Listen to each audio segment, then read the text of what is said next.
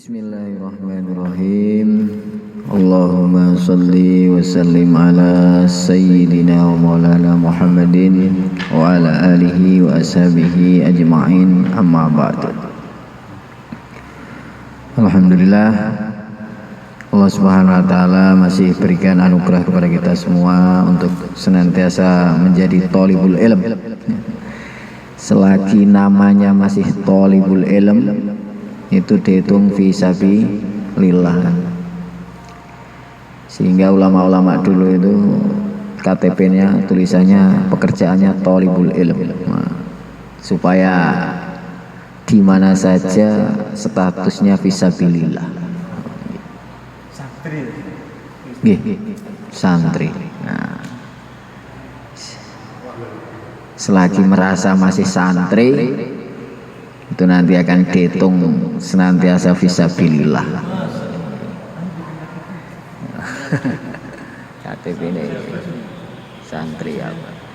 Makanya mencari ilmu itu minal lahdi ilah lahdi, sampai mati mencari ilmu itu, bukan sampai bisa, sampai mati. Sampai mati.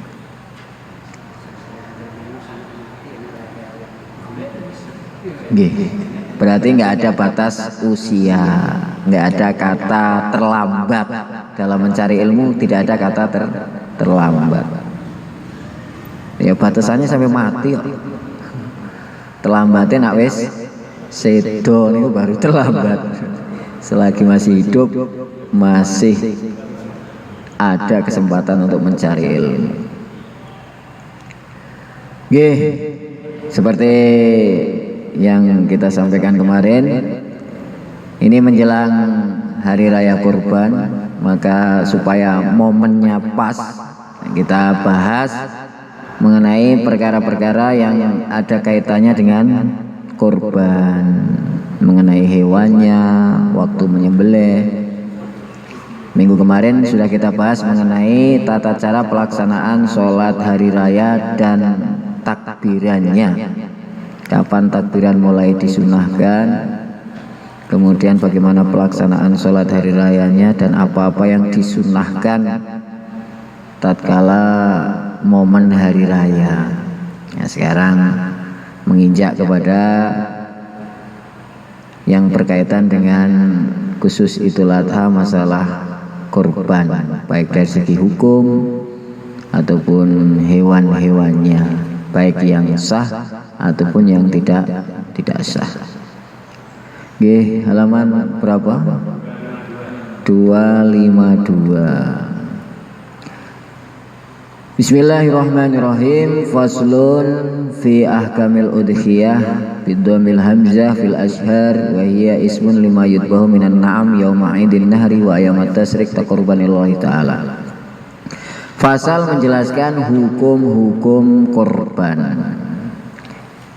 Di sini menggunakan lafadz udhiyah, bahasa Arabnya udhiyah. Nah, ini menurut pendapat yang lebih masyhur dibaca udhiyah ini dengan didhamah udhiyah. Lah udhiyah itu apa? Itu kurban, itu sebenarnya nama kurban itu apa ini? Dalam hal ini dinamakan kurban, yaitu nama bagi binatang ternak.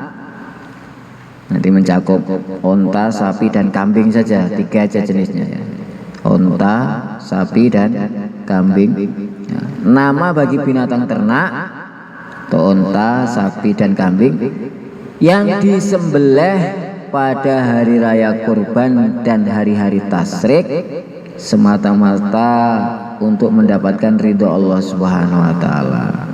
Betul-betul diniatkan untuk berkorban karena Allah.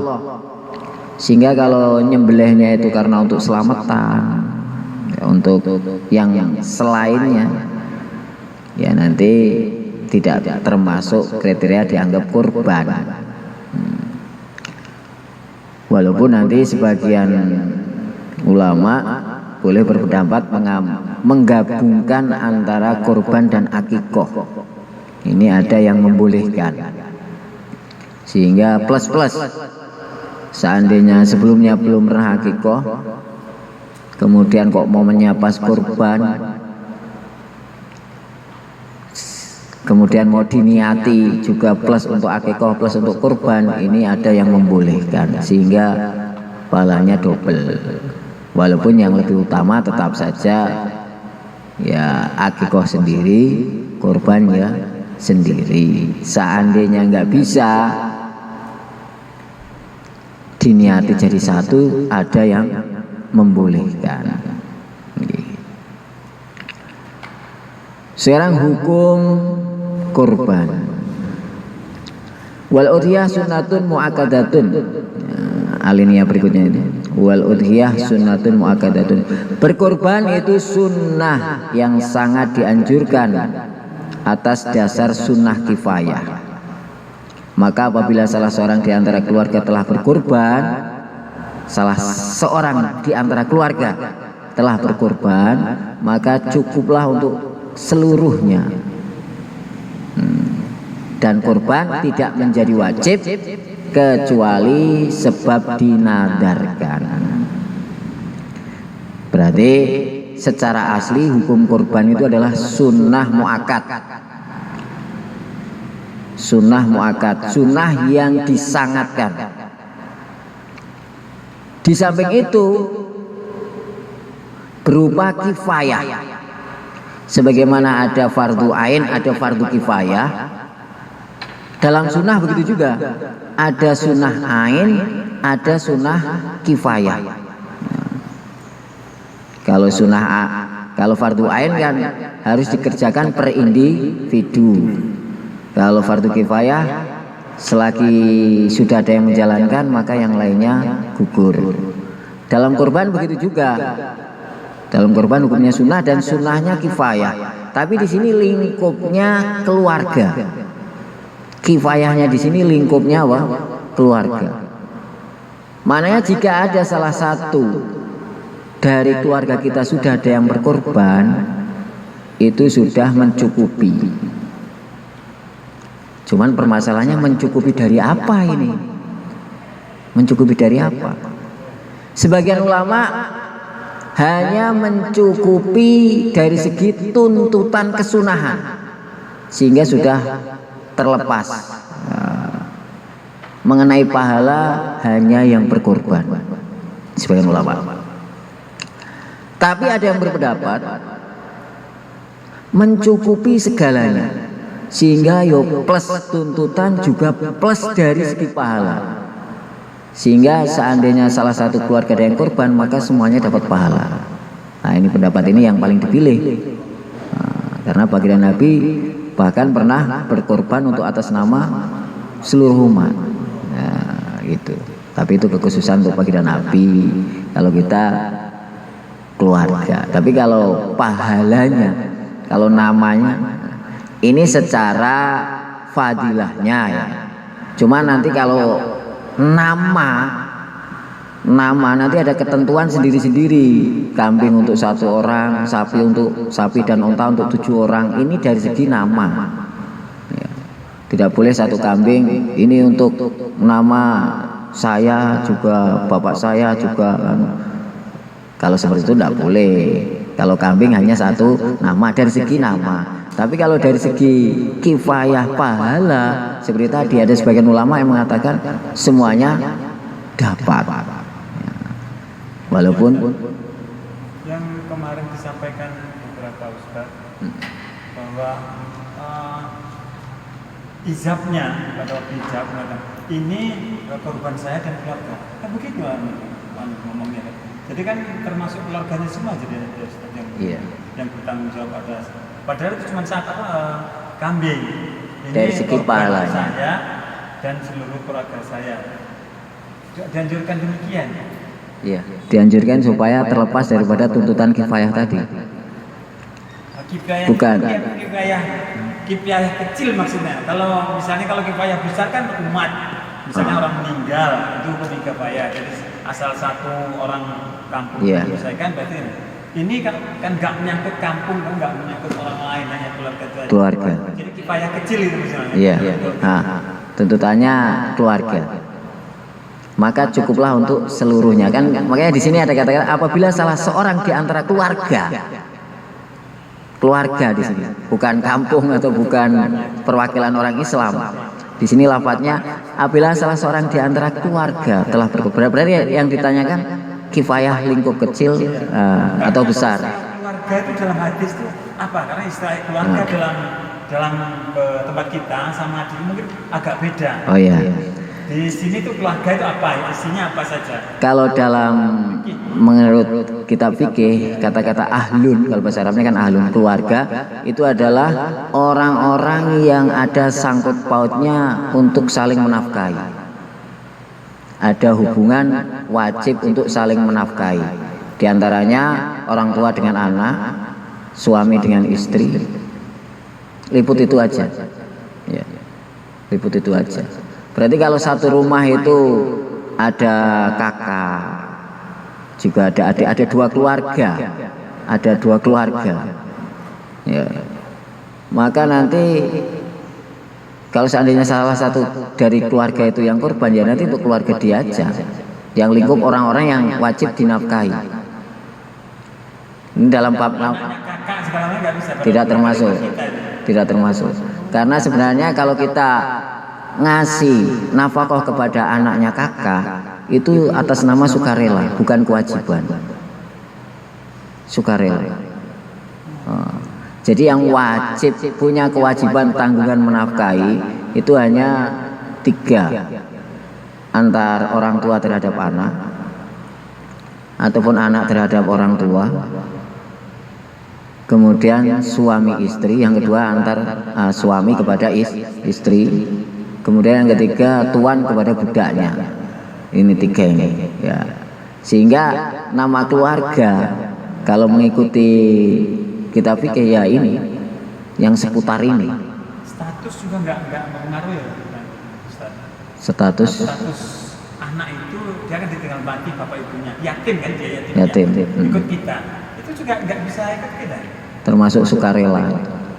Kita memberikan nafkah, bukan kewajiban. Makanya kalau kita enggak ngasih kan enggak apa-apa ya.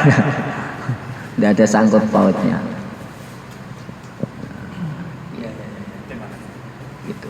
Jadi keluarga tadi apa? Dianggap keluarga, pokoknya masih ada kewajiban antar saling menafkahi, itu dianggap keluarga. Iya.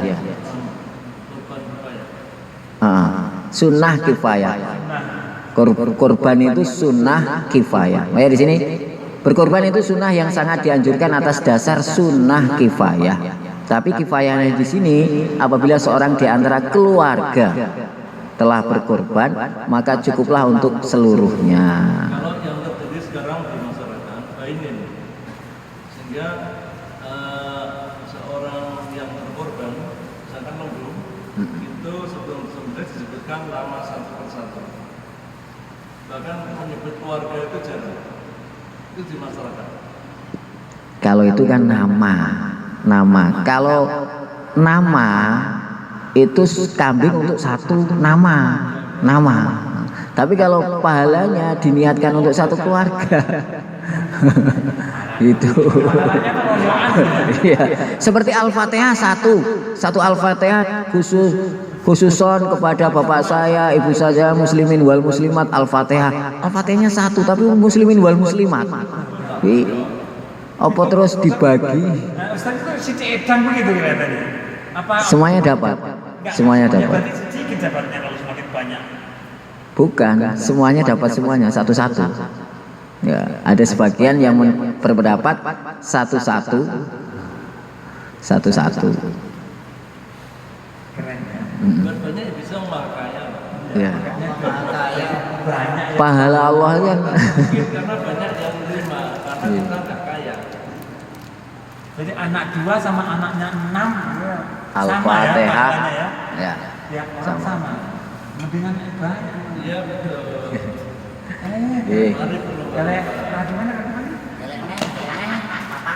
Pensiun nggak pokok. Sehingga nanti tidak boleh satu kambing di situ dicenteli seluruh nama keluarga.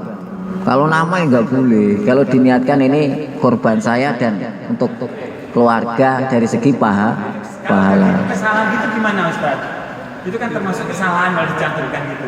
gimana itu anunya, merecovernya, merilisnya. Kalau dia salah ini, karena tempat saya begitu. Itu kan disebutkan bukan nama tuh itu. Ini kurang pengetahuan. Nah, kalau nama nanti ada di sini. Berikutnya itu kalau kambing untuk satu orang, ini jelas di sini. Itu untuk namanya. Tapi kalau untuk pahalanya bisa mewakili untuk seluruh keluarga. Kalau nama nggak masalah ya. Maksudnya? Yang kambing 1, sapi 7 itu nggak masalah. Ya emang harus seperti itu, bukan nggak masalah. Harus seperti itu, nggak boleh kambing terus namanya untuk 15 orang untuk satu RT. Kalau pahalanya boleh. Nah, ya seperti hadiah Al-Fatihah untuk banyak orang itu kan. Begitu juga korban dihadiahkan untuk ya gitu. Yeah. Jadi kecipratan. Itu bukan kecipratan, Ustaz, keguyur. Keguyur. Ya. Walaupun nggak diniatkan, secara otomatis sudah menggugurkan kifayah itu. Ya. Karena ini sudah secara otomatis perwakilan, walaupun tidak diniatkan. Ya.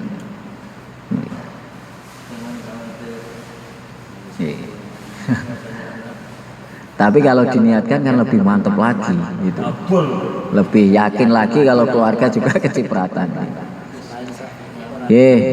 Masalah hukum sudah jelas. Nah, secara asli hukumnya sunnah tadi, tapi bisa jadi wajib tatkala dinadarkan. Kalau nadar maka wajib. Nah, kalau nadarnya itu barang yang tertentu, kambing ini mau saya jadikan korban, maka nanti kambing ini nggak boleh diganti dengan yang lainnya, harus itu yang disembelih. Tapi kalau saya pokoknya nadar mau korban, ya nanti terserah cari yang mana. Berarti kan ada nadar yang ditentukan berupa ini yang saya mau jadikan korban. Nah, berarti ini kan tertentu toh. Berarti nanti itu ya harus itu nanti. Tidak boleh diganti. Kecuali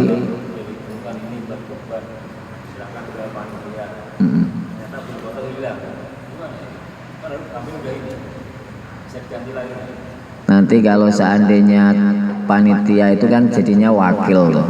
Kalau dia ceroboh, kalau kesalahannya wakil maka wakil yang ganti, panitianya yang ganti.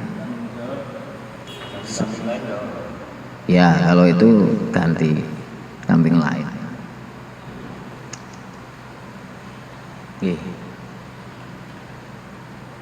Sekarang lanjut.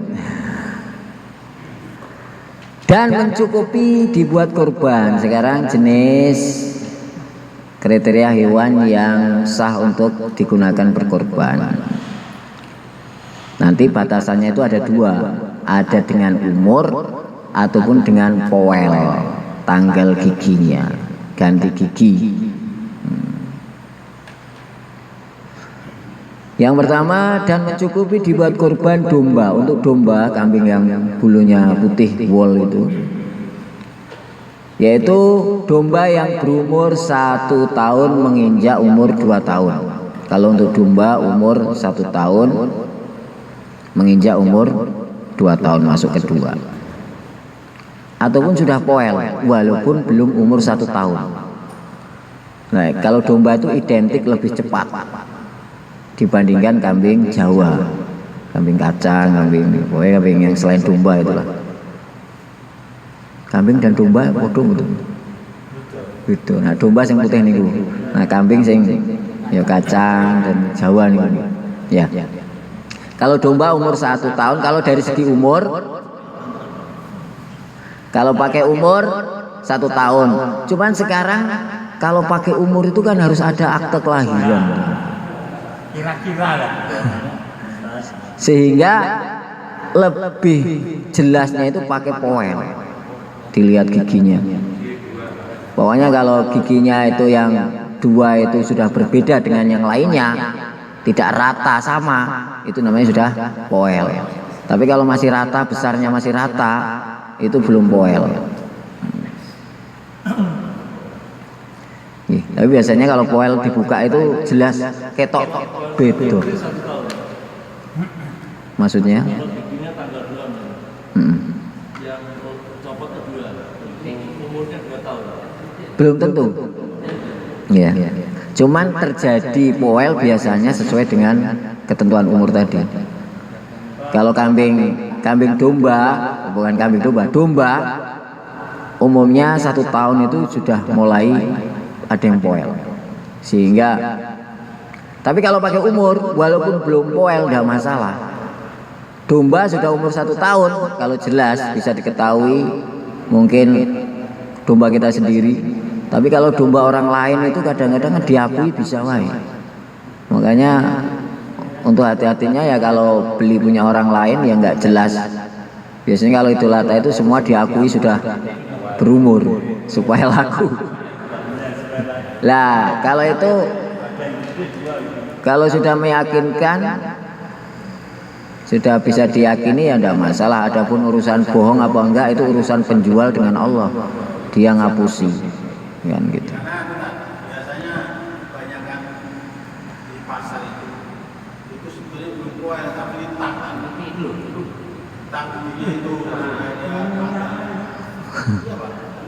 nakalnya pedagang.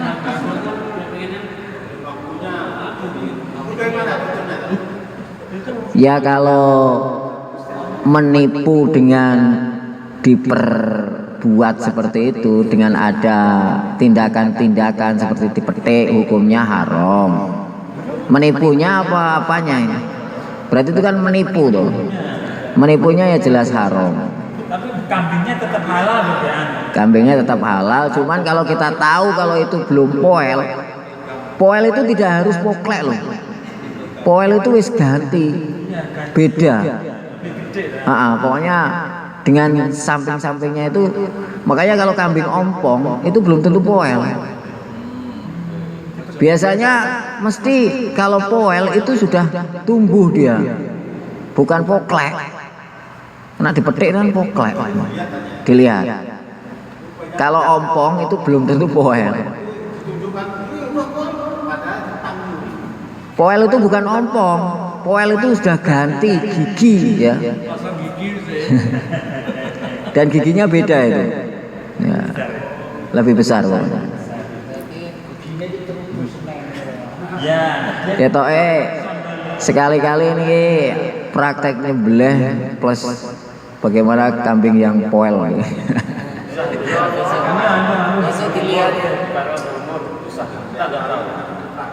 Ya kalau kita nggak tahu kan nggak masalah, dianggap sah bagi kita. Tapi bagi sing ngapusi itu urusane benahu wa bainallah. Kalau sudah kita sangka kuat itu sudah poel, sudah umur, maka sudah dianggap cukup.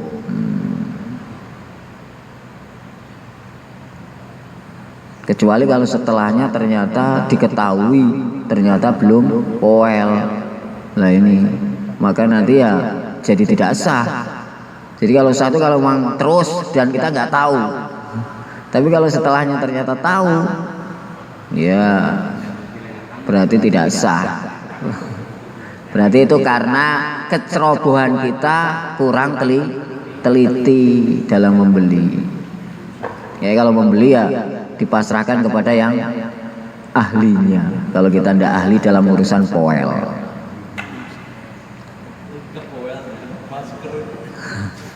Ini untuk domba. Sekarang untuk kambing Jawa, kambing pokoknya selain domba, ini umur 2 tahun menginjak masuk ketiga. Nah ini lebih tua ya, karena identik besarnya itu agak lama. Istilahnya seperti ayam kampung lah. Kalau kambing itu seperti ayam kampung. Kalau domba itu seperti ayam potong. Pertumbuhannya cepat ya. Setahun domba dengan setahun kambing itu beda jauh. Cepat yang domba. Cepat gede.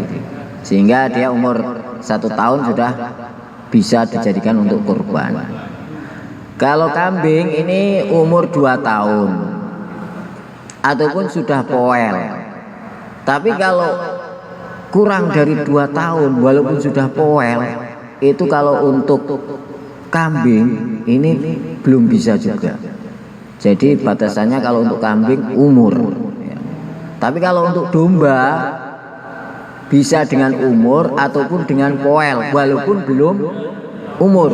Baru umur 8 bulan sudah poel boleh kalau untuk domba.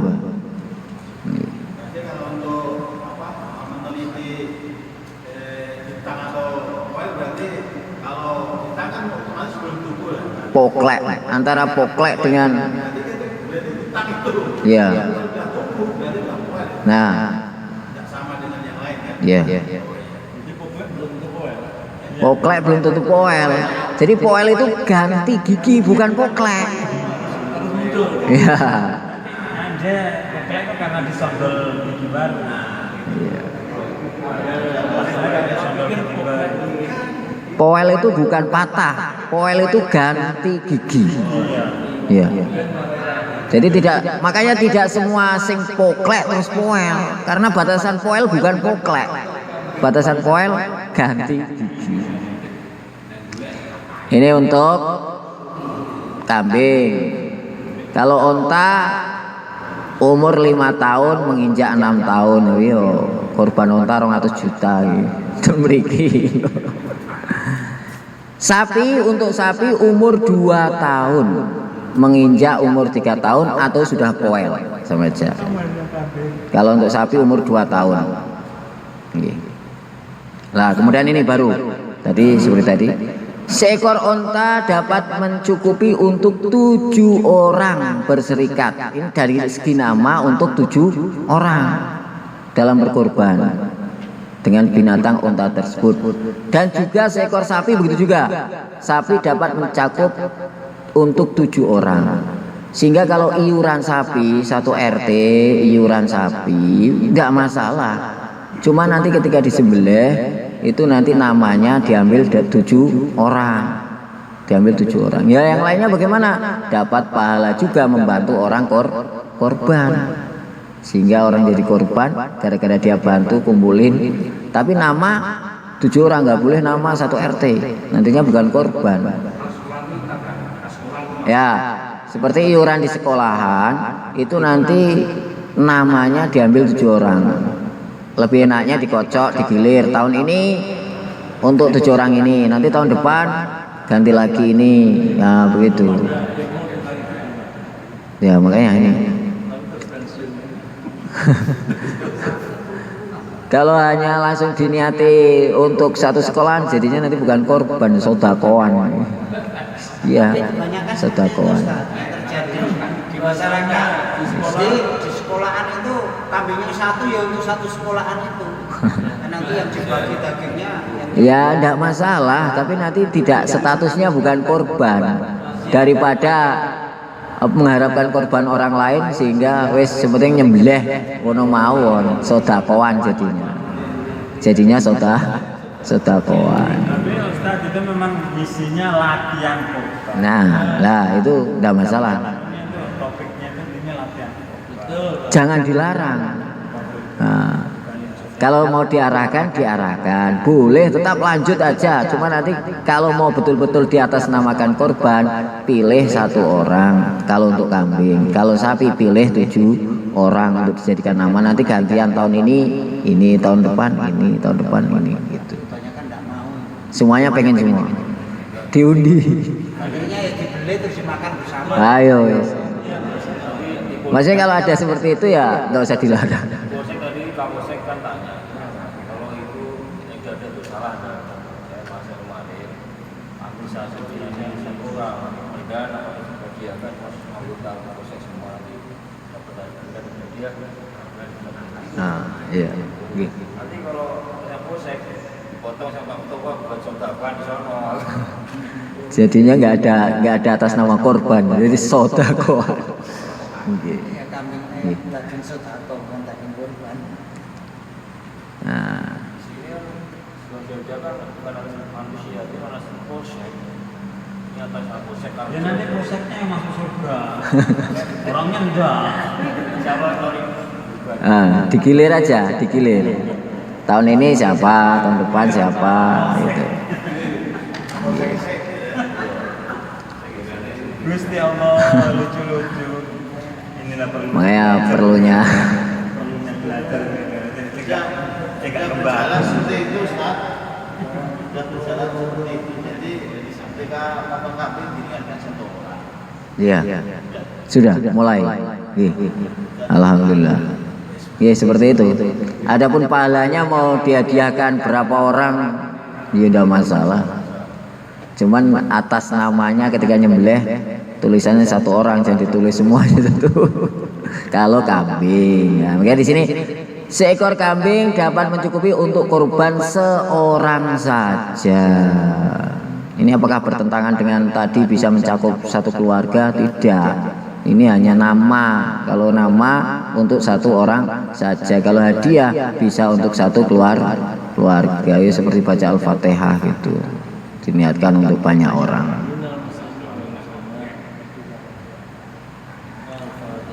Lah, kemudian secara asli antara satu sapi untuk 7 orang dengan kambing satu itu secara asli lebih afdol kambing satu karena nyawa jadinya 7 ya, secara nyawa, secara real itu. Cuman kalau secara di situ ada ilat, alasan lain, mungkin kalau seandainya 7 kambing itu dagingnya sedikit, sedangkan satu sapi itu kambingnya banyak dan harganya itu imbang-imbang saja, dan prakteknya mesti banyakkan sapi, jelas. Antara 7 kambing, walaupun kambing harga berapapun 3 jutaan, 7 dengan satu sapi itu tetap banyak sapi. Nah, kalau ada ilat seandainya ini misalnya masyarakat banyak, kalau kambing akhirnya dikumpulkan aja supaya lah ini nanti ada keabdolan dari segi lain gitu. Walaupun secara asli nyawa satu orang satu nyawa itu lebih utama. Tapi kalau ada ilat alasan lain yang menyebabkan kalau di arah dagingnya lebih banyak, maka itu nanti ya lebih afdol dari segi supaya bisa merata dagingnya kan. Gitu. Nah, di sini hal ini kurban satu kambing lebih utama daripada berserikat dalam berkorban onta ataupun sapi. Ini dari segi hukum aslinya seperti tadi. Kemudian ada pun macam-macam binatang yang lebih utama dibuat kurban. Urutan dari hewan-hewan kurban yang lebih utama itu onta, kemudian sapi, kemudian kambing. Ini kalau perorangan ya. Saya sendiri mau kurban onta, nama saya Tok, ya tidak masalah, lebih bagus. Saya pokoknya sapi sendirian, nggak usah 7 orang, saya sendiri sapi, lebih bagus. Ini yang lebih utama malah. Kemudian kambing. 3 ini aja ya. Hewan yang bisa dijadikan untuk kurban 3 ini, onta, sapi, kambing. Berarti kuda boleh nggak? Saya mau kurban pakai kuda. Ya. Kudanya dijual Kalau ada orang seperti itu ya diterima aja, sepenting disembelih mau. Nanti jadinya kurban secara umum, kurban untuk agama. Jadi sedekah.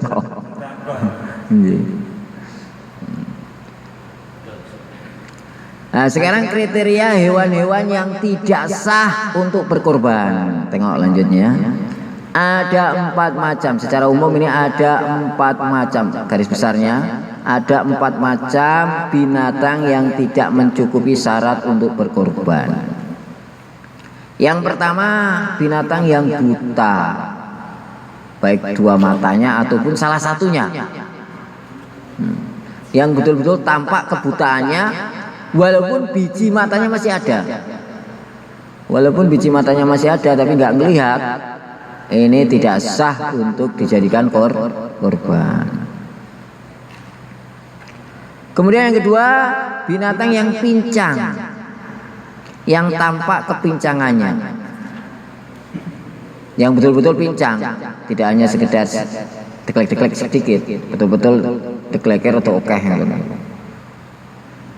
Walaupun terjadi kepincangannya itu gara-gara dijatuhkan tatkala mau disembelih. Maknanya selagi hewan betul-betul belum disembelih kok terjadi cacat, maka nanti menyebabkan airnya tidak sah. Dan kalau itu gara-gara panitia, nanti panitia wajib ganti wakil. Makanya ketika menjatuhkan kambing atau sapi, nyerekelnya harus hati-hati.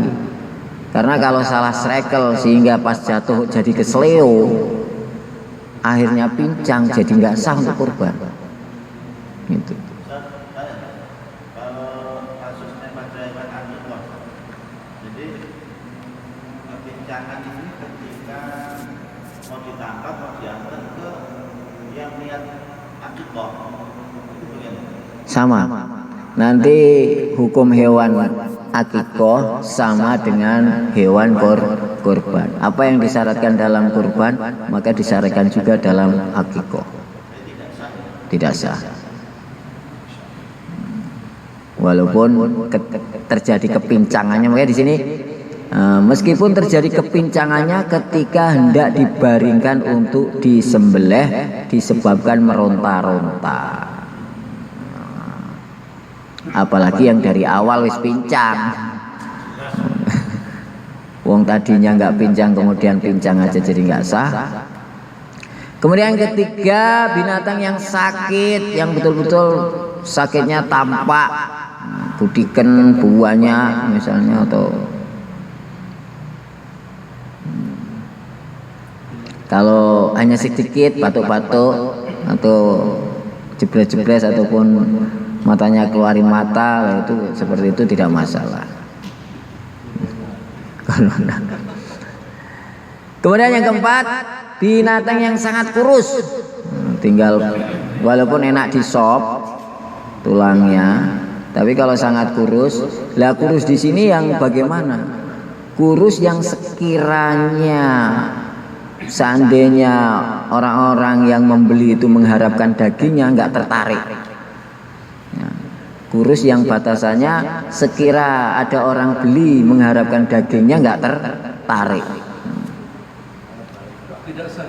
Tidak sah. Jadi sangat kurus. Kadang aneh sih sampai kempet dari kulit tok. Nah, itu.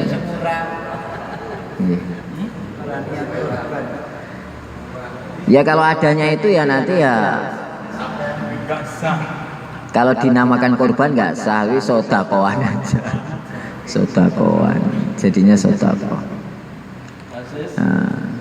Nah ini sekarang di bawahnya ini biasanya banyak pertanyaan ini. Kalau dikebiri bagaimana? Nah ini kita tengok. Dan mencukupi untuk berkorban yaitu binatang yang dikebiri. Dikebiri boleh nggak berarti? Boleh. Di sini jelas ini. Digarisi nggak apa-apa, sehingga nanti kalau ada orang tanya ini jelas ini kitabnya, boleh.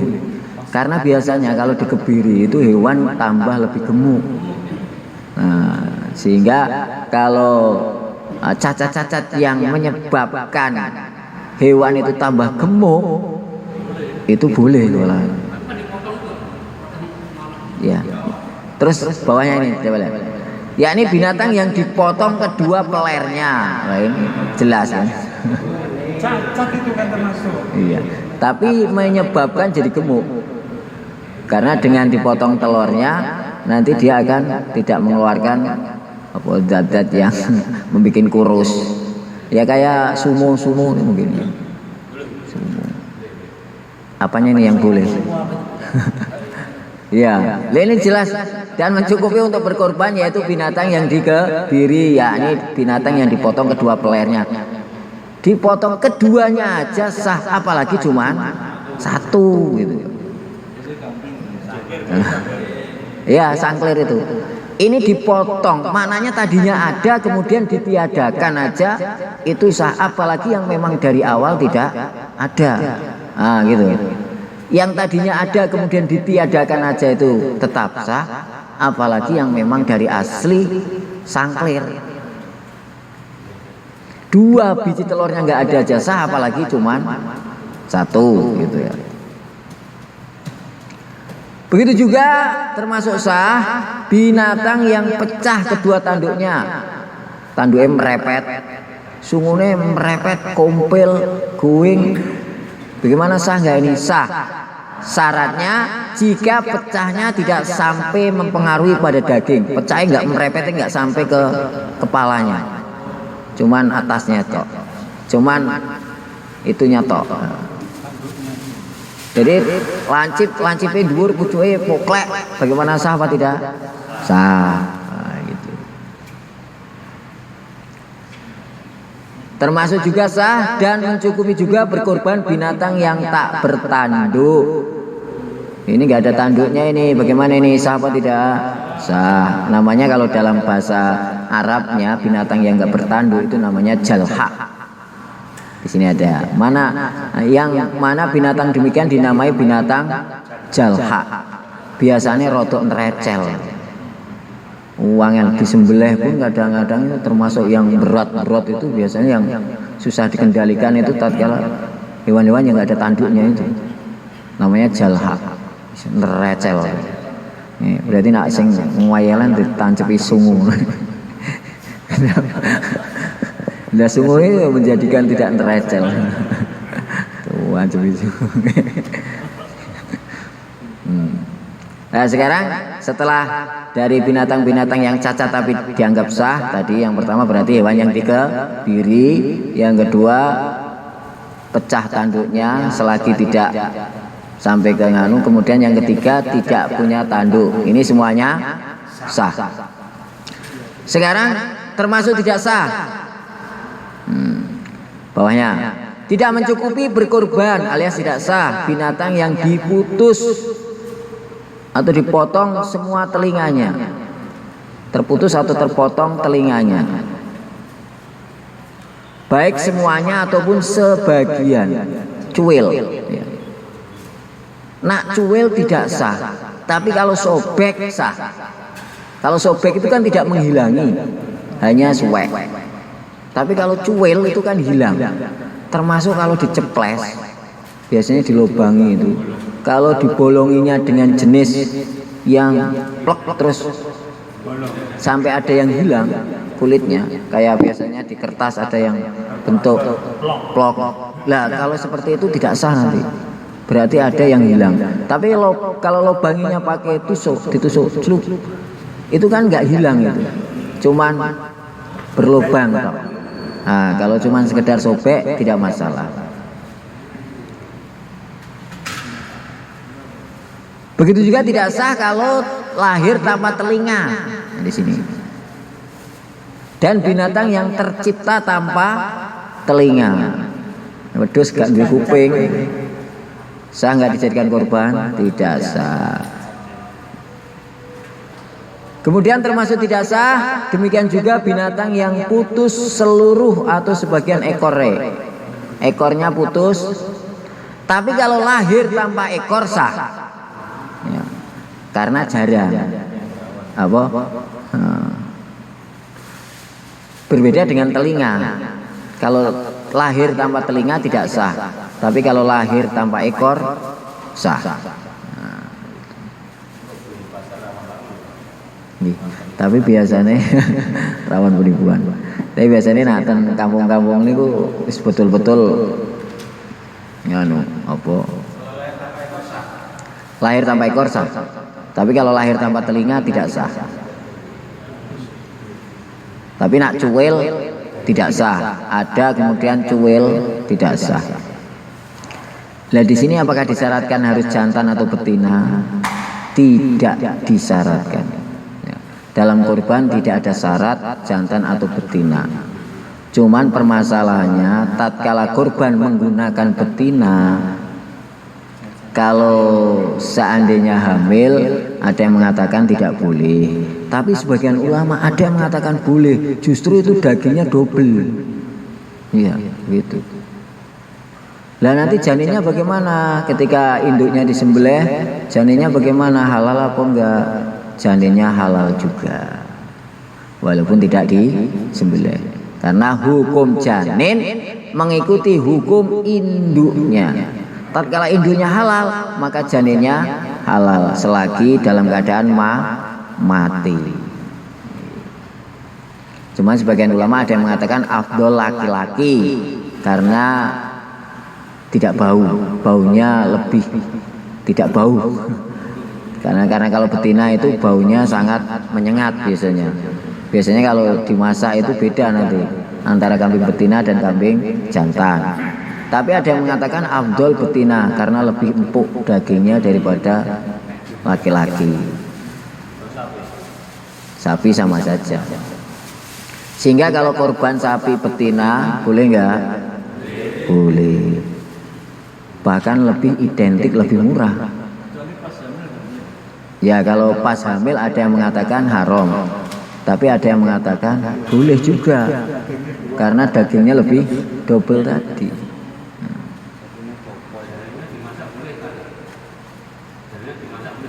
Boleh tadi. Nah, selagi ditemukan dalam keadaan mati, boleh juga.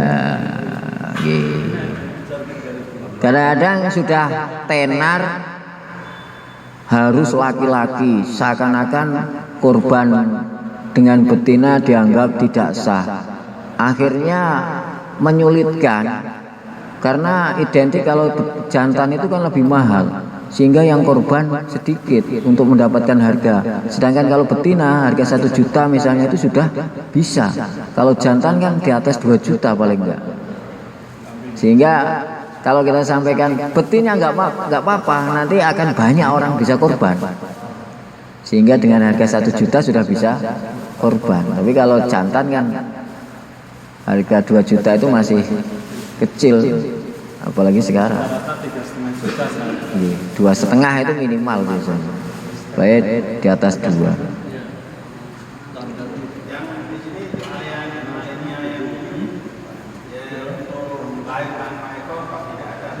Ya, dalam sarahnya disebutkan. Ya di sini nggak ada.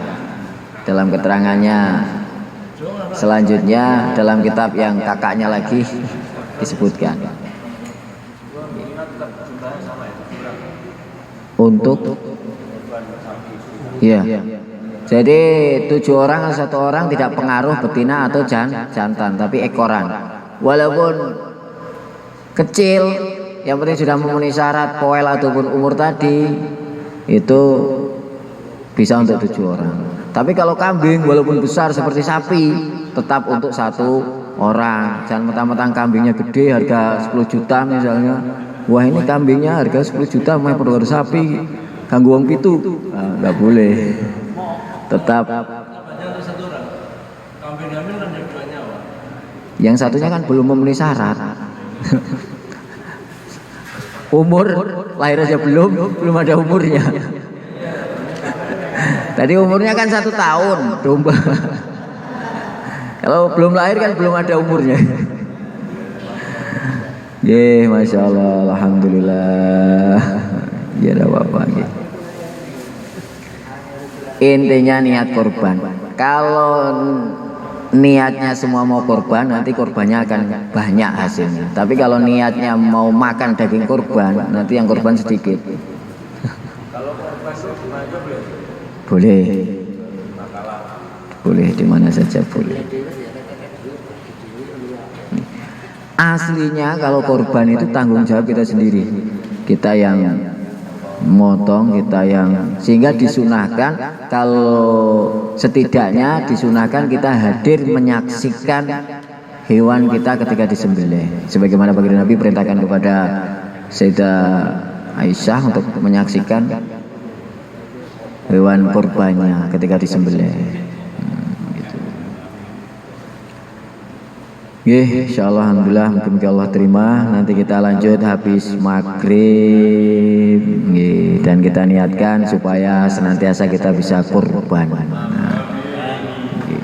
Bisa itu diawali dengan niat. ala diniyah wa kulli niyatin shalihah. Al-Fatihah. A'udzu billahi minasyaitonir rajim.